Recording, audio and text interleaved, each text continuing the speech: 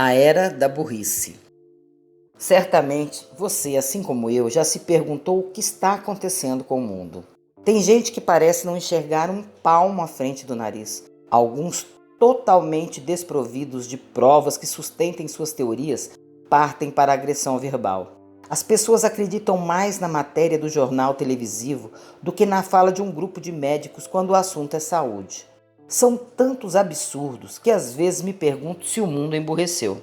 Curiosa que sou, fui pesquisar. E olha, gente, meu queixo caiu. A humanidade está emburrecendo a passos largos, que está comprovado em estudos científicos. Como o assunto super me interessou, fiz várias buscas, deixarei algumas fontes na descrição, mas o vídeo ficou longo. Tentei resumir ao máximo, mas mesmo assim ficou longo. Sei que muitos vão desistir de assistir até o final. E no vídeo eu explico o porquê. Tô chocada. Antes de começar, eu peço que você deixe seu like. Logo agora no começo, isso ajuda muito o canal. Você já teve a impressão de que as pessoas estão ficando mais burras? Talvez não seja só impressão. Estudos indicam que a inteligência humana começou a cair. Discussões inúteis, intermináveis, agressivas, gente defendendo as maiores asneiras e se orgulhando disso. Pessoas perseguindo e ameaçando as outras. Um tsunami infinito de informações falsas.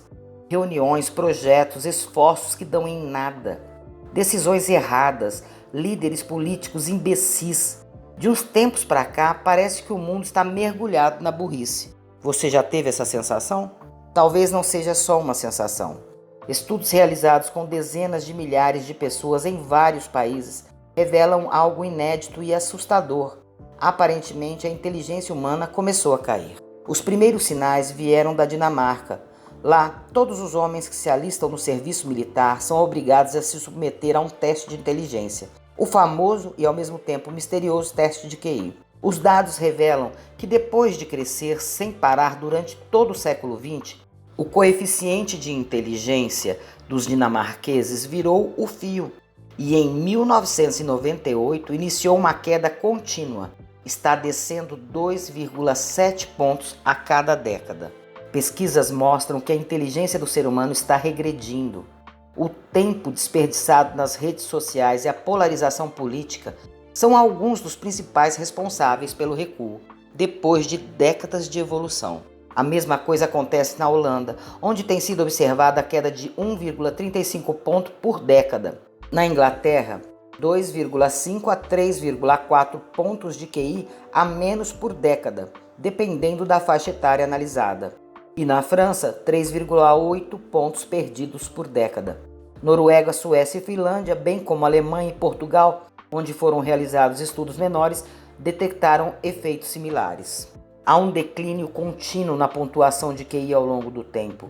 E é um fenômeno real, não um simples desvio, diz o antropólogo inglês Edward Dutton, autor de uma revisão analítica das principais pesquisas já feitas a respeito. O esforço de tentar entender e reverter esse quadro tem sido o tema de uma série de estudos e publicações recentes capitaneados por pesos pesados da área, intrigados com o fenômeno. A regressão pode parecer lenta, mas sob perspectiva histórica definitivamente não é. No atual ritmo da queda, alguns países poderiam regredir para QI médio de 80 pontos, patamar definido como baixa inteligência, já na próxima geração de adultos. Não há dados a respeito do Brasil, mas nossos indicadores são terríveis. Um estudo realizado no ano de 2018 pelo Ibope Inteligência com 2.000 pessoas revelou que 29% da população adulta é analfabeta funcional, ou seja, não consegue ler sequer um cartaz ou um bilhete. E o número de analfabetos absolutos que não conseguem ler nada cresceu de 4% para 8% nos últimos 3 anos, no limite da margem de erro da pesquisa de 4%. Mas como explicar a aparente proliferação de burrice mesmo entre quem foi à escola? E a queda do QI nos países desenvolvidos? Involução natural. A primeira hipótese é a mais simples e a mais polêmica também. A capacidade cognitiva é fortemente influenciada pela genética, e as pessoas com altos níveis dela vêm tendo menos filhos, afirma o psicólogo Michael Woodley, da Universidade de Umeå, na Suécia. Há décadas, a ciência sabe que boa parte da inteligência, a maioria dos estudos fala em 50%, é hereditária. Levantamentos realizados em mais de 100 países ao longo do século XX constataram que há uma relação inversa entre QI e a taxa de natalidade. Quanto mais inteligente uma pessoa é, menos filhos ela acaba tendo em média. Some uma coisa a outra e você concluirá que, com o tempo, isso tende a reduzir a proporção de pessoas altamente inteligentes na sociedade. Trata-se de uma teoria controversa e com razão. No passado, ela levou à eugenia, uma pseudociência que buscava o aprimoramento da raça humana por meio de reprodução seletiva e esterilização de indivíduos julgados incapazes. Esses horrores ficaram para trás. Hoje, ninguém proporia tentar melhorar a sociedade obrigando os mais inteligentes a ter mais filhos ou impedindo as demais pessoas de ter.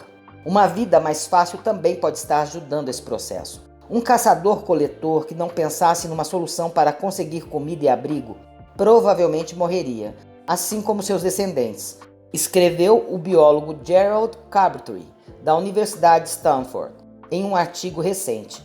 Já um executivo de Wall Street que cometesse um erro similar poderia até receber um bônus. Crabtree é um radical. Ele acha que a capacidade cognitiva pura, ou seja, o poder que temos de enfrentar um problema desconhecido e superá-lo, atingiu o ápice há milhares de anos e de lá para cá só caiu. Isso teria sido mascarado pela evolução tecnológica, em que as inovações são realizadas por enormes grupos de pessoas, não gênios solitários. Outros pesquisadores, como Michael Woodley, endossam essa tese. Dizem que o auge da inteligência individual ocorreu há cerca de 100 anos. Os fatos até parecem confirmar essa tese. Einstein escreveu a relatividade sozinho. Já o iPhone foi projetado por milhares de pessoas, sendo 800 engenheiros trabalhando só na câmera. Mas ela tem algo de falacioso. A humanidade cria e produz coisas cada vez mais complexas, e é por essa complexidade, não por uma suposta queda de inteligência individual, que as grandes invenções envolvem o trabalho de mais gente.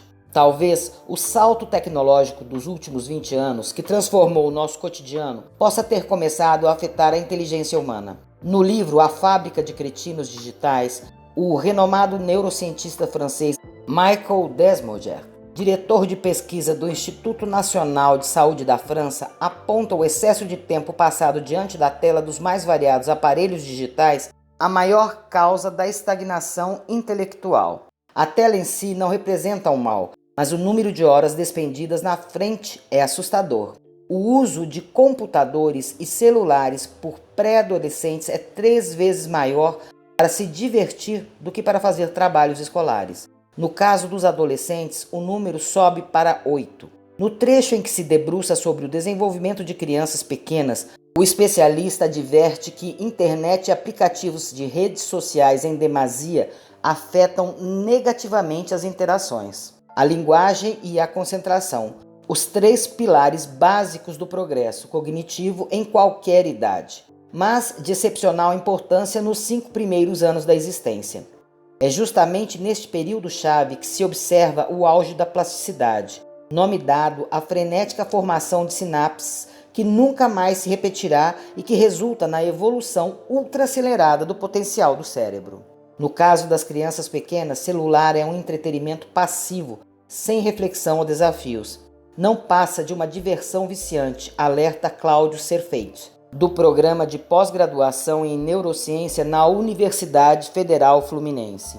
Essa também pode ser a explicação para o efeito Flying reverso, que começou justamente nesse período de 20 anos em que houve o salto tecnológico e que se manifestou em países desenvolvidos onde o padrão de vida é mais igualitário e estável, sem diferenças ou oscilações que possam mascarar a redução de QI. Hoje, crianças de 7 ou 8 anos já crescem com o celular, diz Mark, professor da Universidade Emory, nos Estados Unidos, e o autor do livro The Dumbest Generation, a geração mais burra. É nessa idade que as crianças deveriam consolidar o hábito da leitura para adquirir vocabulário. Há indícios de que o uso de smartphones e tablets na infância já esteja causando efeitos negativos. Na Inglaterra, por exemplo, 28% das crianças da pré-escola, de 4 a 5 anos, não sabem se comunicar utilizando frases completas, no nível que seria normal para essa idade. Segundo educadores, isso se deve ao tempo que elas ficam na frente de TVs, tablets e smartphones. 28% das crianças britânicas não sabem falar corretamente. O problema é considerado tão grave que o governo anunciou um plano para reduzir esse índice pela metade até 2028. E o banimento de smartphone nas escolas é uma das medidas em discussão. O efeito também já é observado em adolescentes. Nos 2 principais exames que os americanos fazem para entrar na faculdade, o desempenho médio vem caindo.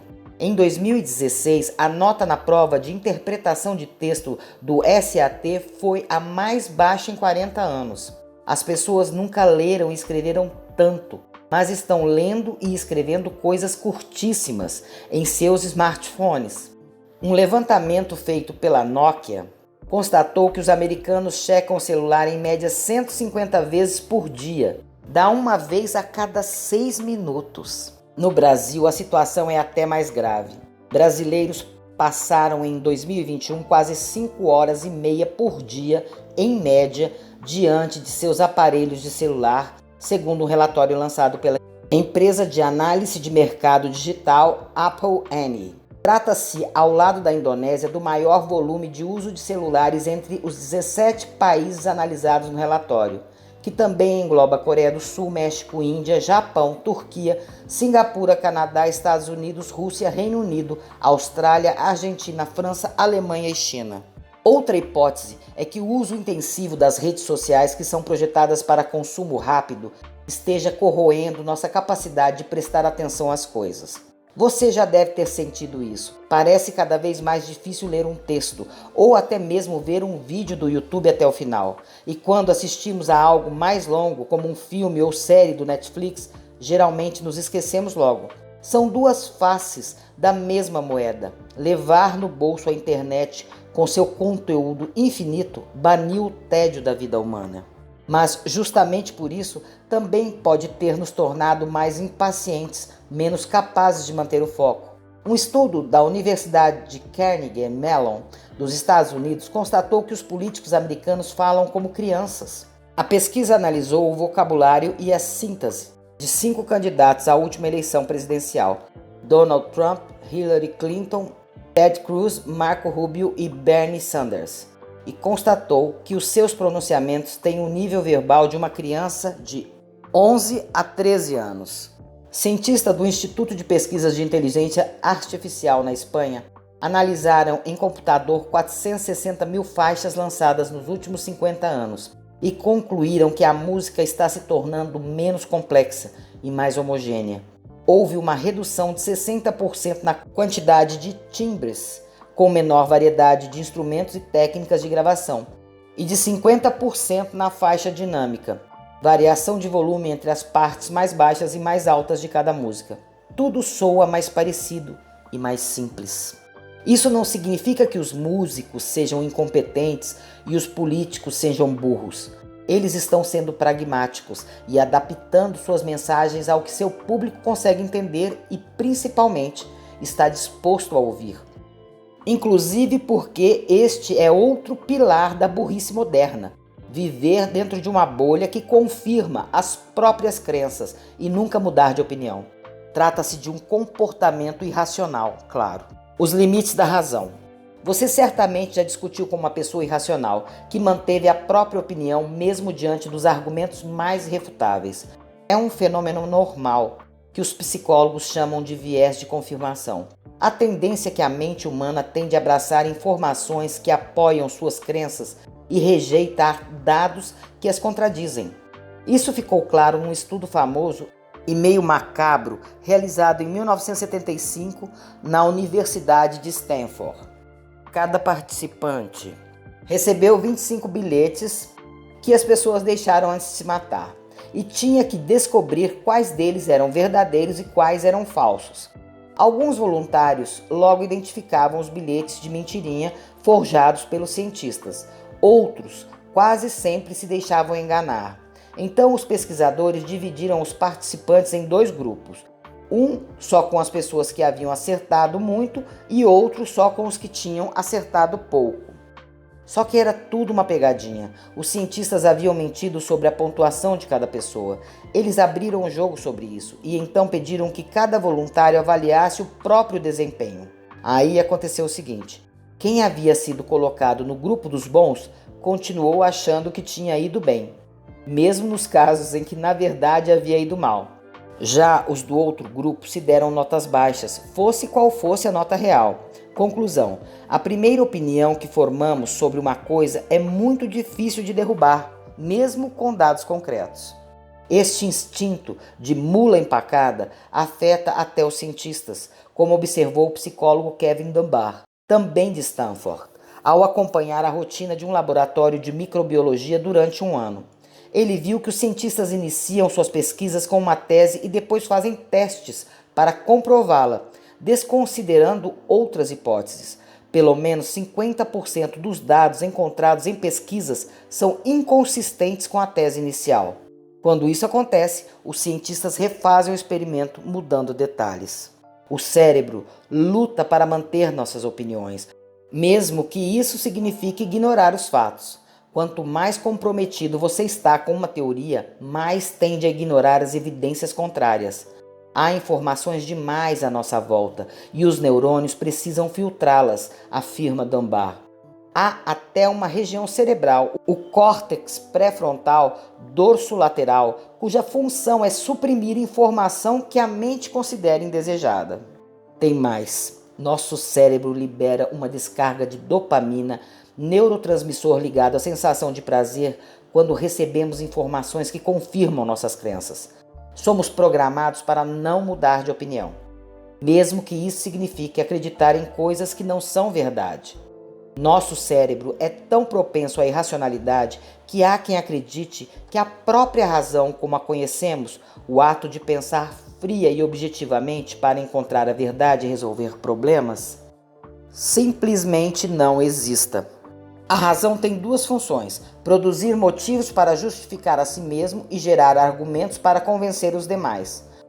Dizem que a razão é relativa, altera-se conforme o contexto, e sua grande utilidade é construir acordos sociais, custe o que custar. Na pré-história isso fazia todo sentido. Nossos ancestrais tinham de criar soluções para problemas básicos de sobrevivência, como predadores e falta de alimento. Mas também precisava lidar com os conflitos inerentes à vida em bando. Sozinho seria difícil sobreviver. Só que o mundo de hoje, em que as pessoas opinam sobre todos os assuntos nas redes sociais, deu um nó nesse instrumento. Os ambientes modernos distorcem a nossa habilidade de prever desacordos entre indivíduos. É um dos muitos casos em que o ambiente mudou rápido demais para que a seleção natural pudesse acompanhar. Para piorar, a evolução nos pregou outra peça, ainda mais traiçoeira. Quase toda pessoa se acha mais inteligente que as outras. Acha que toma as melhores decisões e sabe mais sobre rigorosamente todos os assuntos, de política à nutrição. Pesquisas posteriores revelam que quanto mais ignorante você é sobre um tema, mais tende a acreditar que o domina. No tempo das savanas, isso podia até ser bom. A curto prazo, dá mais autoconfiança. Agora, aplique essa lógica ao mundo de hoje e o resultado será um mar de conflitos que tomou conta do dia a dia. Mas nada indica que seja um caminho sem volta. Nos 300 mil anos da história do Homo sapiens, estamos apenas no mais recente e brevíssimo capítulo. Tudo pode mudar e, como a história ensina, muda, inclusive porque a inteligência humana ainda não desapareceu. Em uma entrevista ao New York Times em 2010, o repórter Nick Bilton questionou Steve Jobs: seus filhos devem amar o iPad, certo? O fundador da Apple respondeu: eles não usam isso. Nós limitamos a quantidade de tecnologia que nossos filhos usam em casa. Todas as noites, Steve insistia em jantar na grande mesa da cozinha, falando sobre livros, história e muitas outras coisas. Ninguém nunca pegou um iPad ou um computador. As crianças não são viciadas nos aparelhos, complementou ele. Pode parecer irônico, mas Bill Gates tem regras para o uso de tecnologia em sua casa. O cofundador da Microsoft declarou impor limites durante a criação dos filhos. Até os 14 anos, seus 3 herdeiros não tiveram o próprio celular. A pergunta que não quer calar é: por que os deuses da tecnologia a limita para seus próprios filhos até determinada idade, enquanto a maioria das pessoas coloca celulares nas mãos de suas crianças? Como foi mostrado no vídeo, seguimos um caminho perigoso demais para não atentarmos para os fatos. Mas nada está perdido, afinal, agora com este conhecimento podemos sair dessa trilha de burrice e cuidar da saúde do nosso cérebro. Nos próximos vídeos trarei a opinião de médicos, psiquiatras, filósofos e cientistas que certamente irão nos ajudar nesta nova jornada de conhecimento. Obrigado por assistir até aqui. Se você gostou desse vídeo, curta, comente, compartilhe. Se você não for inscrito, inscreva-se. Até o próximo vídeo.